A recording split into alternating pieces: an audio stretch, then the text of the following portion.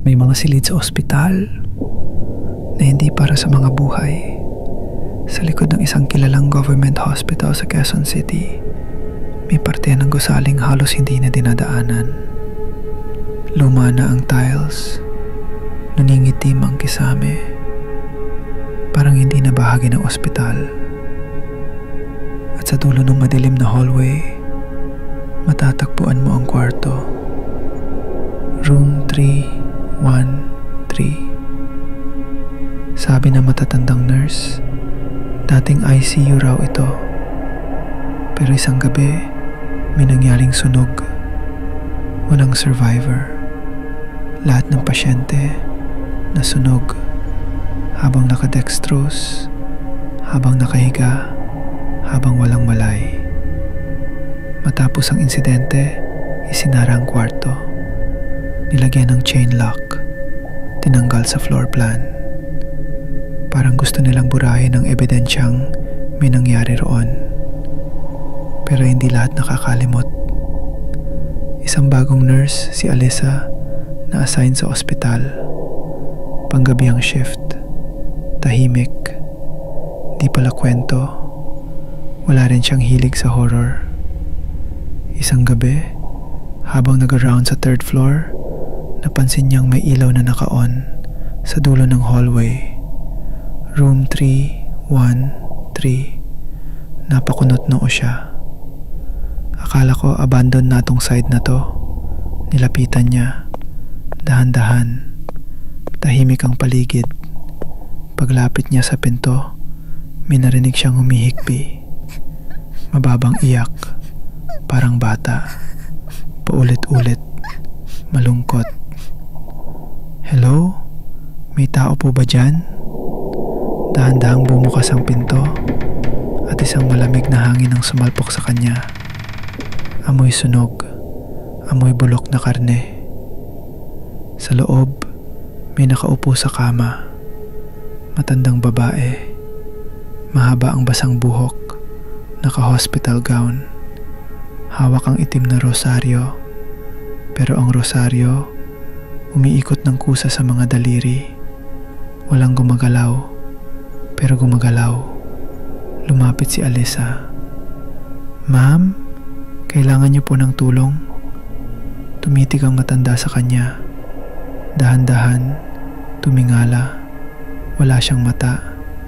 Puro itim lang ang butas sa mukha niya. May tumutulong maitim na likido. Parang tinta na bulok ang amoy.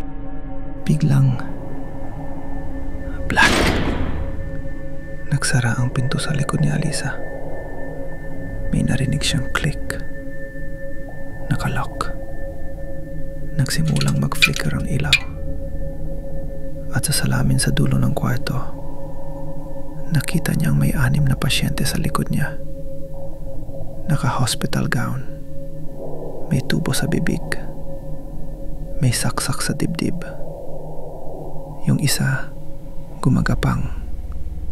Yung isa, nakasabit sa kisame. Yung isa, walang mukha, pero nakangiti. Lahat sila, nakatitig sa kanya. Hindi gumagalaw, pero lumalapit. Nagsalita ang matanda. Pero boses niya, parang pinagsamang daan-daang tinig. Pinili mong buksan ang kwarto ng mga iniwang pasyente. Mayong alam mo na hindi ka na pwedeng umalis. Nagsimulang umikot ang paligid ni Alyssa. Naglalaho ang kama. Naglalaho ang dingding.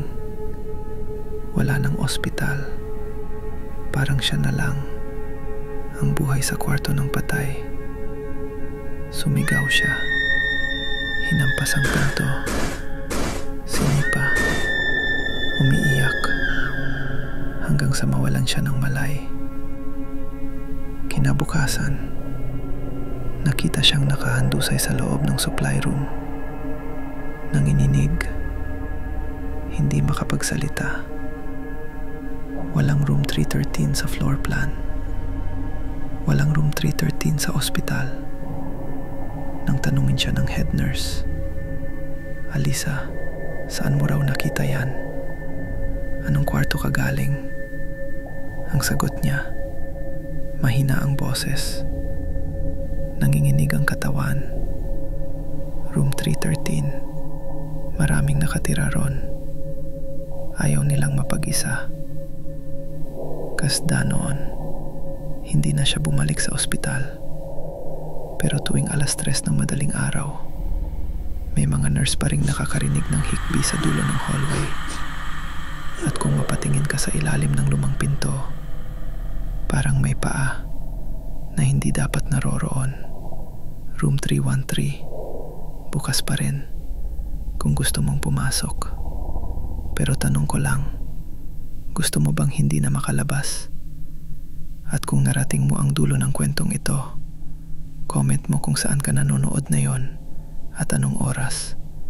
Dahil minsan, hindi lang ikaw ang nanonood at nakikinig.